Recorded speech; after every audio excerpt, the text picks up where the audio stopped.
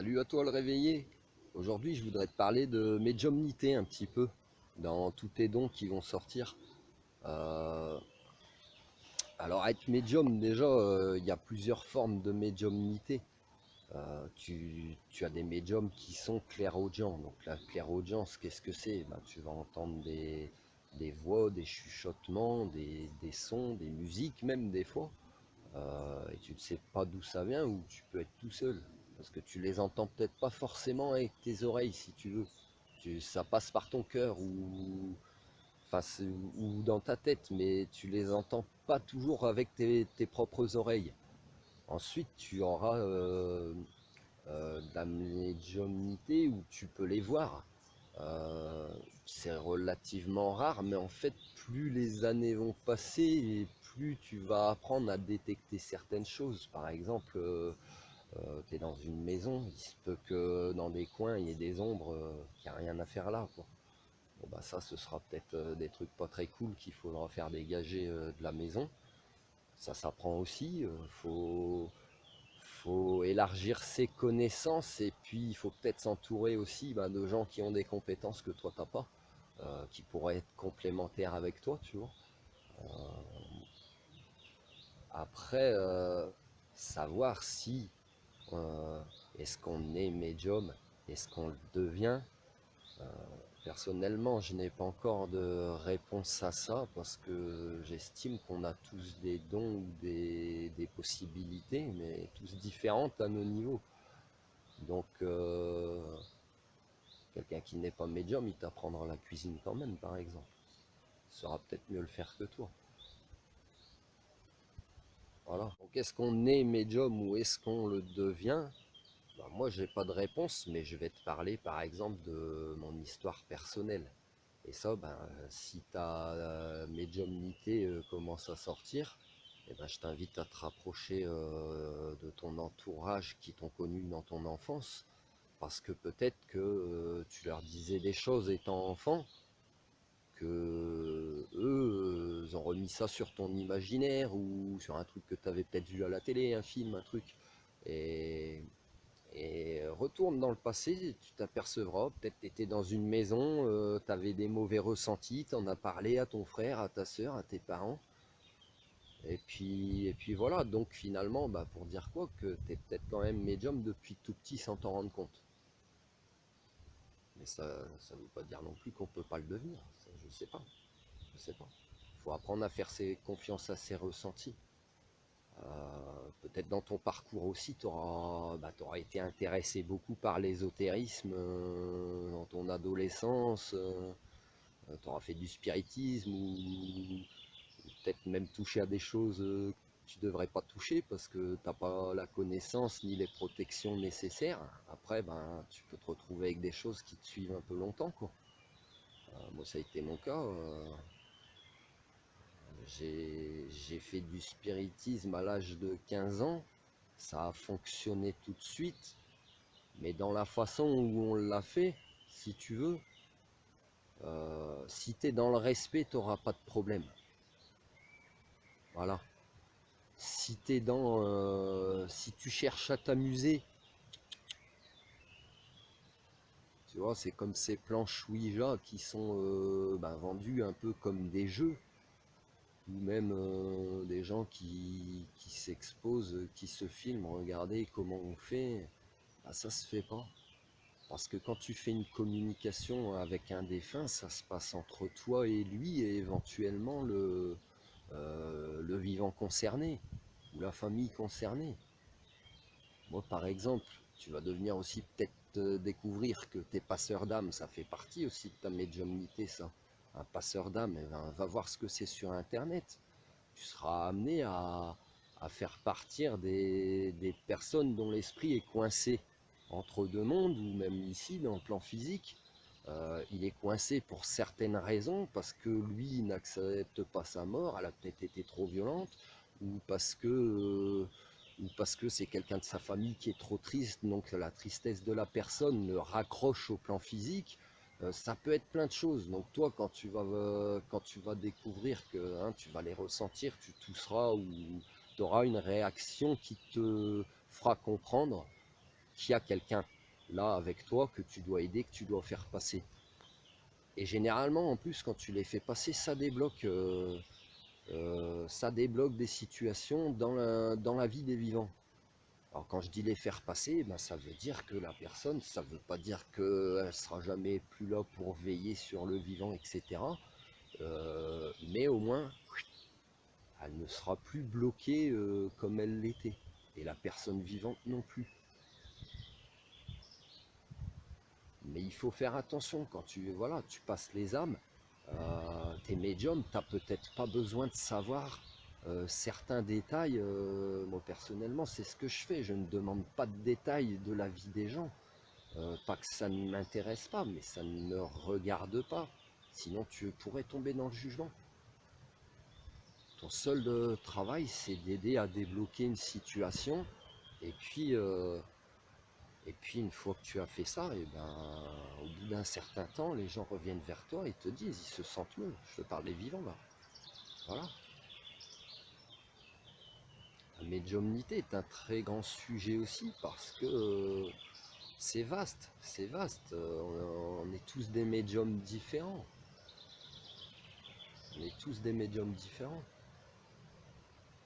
Moi, par exemple, la première fois que j'ai vu vraiment un esprit, c'était l'esprit de ma grand-mère. Je l'ai vu cet hiver, alors ça fait à peine un an. Alors elle s'est pas présentée à moi telle qu'elle l'était, mais ça faisait une forme floue. C'est un peu comme quand il fait chaud et puis que le bitume il dégage de la chaleur. Et j'étais dans la forêt, voilà, ça faisait une forme d'1,50 m, 1,60 m comme ça, et tout autour ça ne dégageait pas du flou comme ça. Donc j'ai pris des photos, parce que je croyais que j'avais la berlue. Et puis en inspectant bien ces photos chez moi, et en comparant, en regardant aussi, parce que ça formait une silhouette qui avait la même posture que ma grand-mère avec sa canne, si tu veux. Et en regardant des photos chez moi, je me suis rendu compte que ouais, c'était elle. Pourquoi elle m'est apparue? Parce que bon, bah, j'étais en questionnement. Je pense que voilà, elle est venue se montrer pour me dire t'es pas tout seul. Tu vois?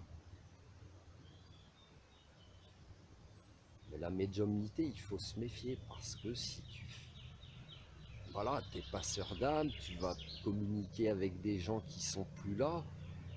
Il faut aussi faire attention parce que tu pourrais te retrouver avec des gens qui te font croire des choses, des entités qui te font croire des choses, te faire tourner la tête sur le plan physique, et puis bah, tu t'y perds, ou voire même t'en fais une obsession, hein, tu vas croire que tout est surnaturel et tout. Non, trouve toujours d'abord avant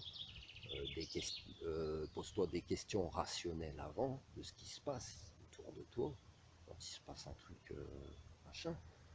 Et puis si tu n'as pas d'explication rationnelle, bah là tu arrives au surnaturel, j'ai envie de te dire.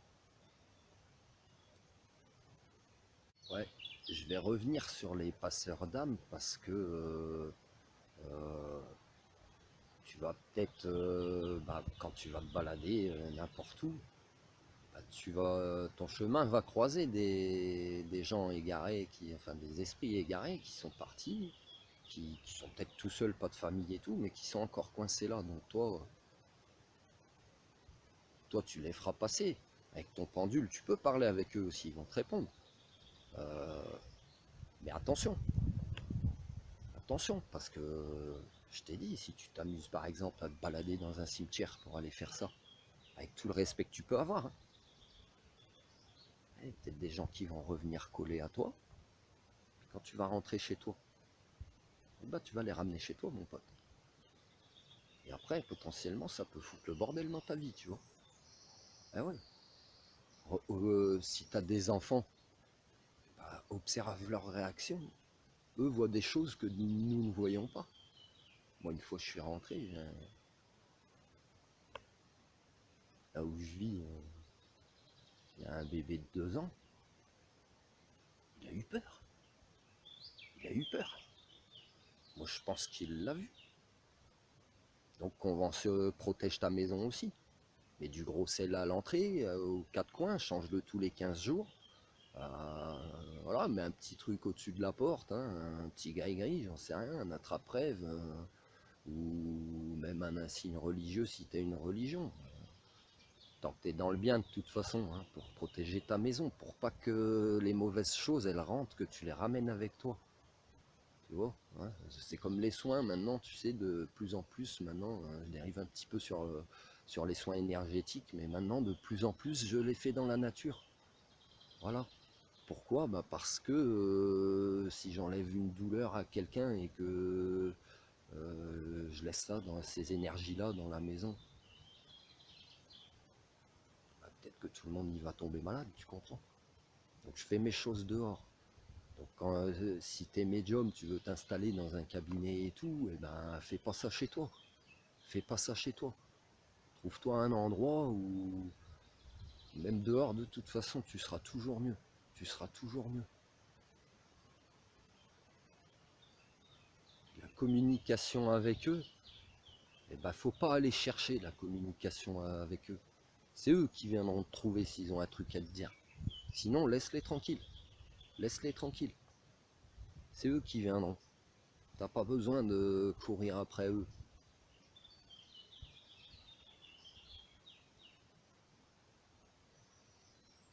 Donc, dans ta médiumnité aussi, tu peux, par exemple, canaliser des messages. Alors canaliser, hein, c'est quoi? Ben, il y en a qui disent du channeling, c'est un terme new age. Bah, tu canalises un message, ça veut dire que voilà, tu vas entendre, écriture automatique.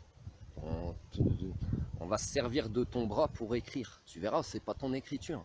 T'arrives même pas des fois à contrôler tellement c'est intense. Et puis ce qu'il y aura d'écrit, ça aura du sens. Et même les mots peuvent avoir une très grande puissance.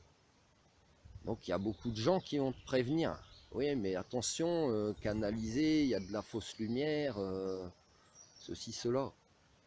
Bah, il faudrait déjà qu'on arrive à définir ce que c'est la fausse lumière. Est-ce que la fausse lumière, c'est des entités qui jouent avec toi en te faisant croire que tout va bien se passer, que tu es sur le bon chemin, que tu fais le bien et tout, mais qu'en fait tu vas te planter et en beauté? Ou est-ce que en fait tu canalises, mais que tes intentions en fait, comment l'expliquer? En fait, je sais pas, parce que si tu canalises un message et qu'en fait ton plexus solaire il chauffe, tu sais, ton taux vibratoire il monte, tu sais bien de quoi je parle. Quand tu es avec des gens bien, ça chauffe et tout, ça veut dire que tu es bien. Donc ça, dans ton cœur, ce serait une fausse lumière. Moi, c'est comme ça que je sais que c'est pas une fausse lumière. C'est que les messages que je prends, eh ben, ils me font chauffer, ils sont pleins d'amour. Je peux me tromper, hein. On verra, hein. On verra. De toute façon, la fausse lumière peut être aussi que tu fais les choses, voilà, pour une fausse intention, c'est-à-dire que tu vas faire le bien, mais en fait, qu'est-ce que tu veux réellement? Tu veux faire le bien autour de toi, ou tu ne veux juste que la notoriété, l'argent et tout ce qui va avec, quoi. Flatter ton ego.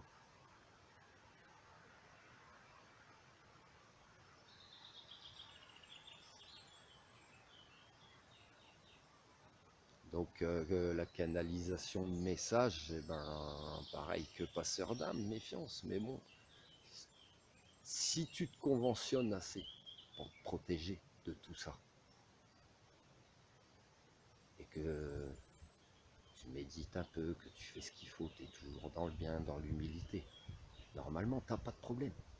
Normalement t'as pas de problème. Donc je te laisse continuer ton chemin. Si éventuellement tu veux continuer de débattre sur la médiumnité, bah fais-le moi savoir dans les commentaires et puis on pourrait faire un direct ou je te referai une vidéo, envoyez-moi des idées, voilà, parce que j'ai peut-être pas toujours toutes les idées, hein. J'en ai sûrement oublié, les sujets ils sont vastes.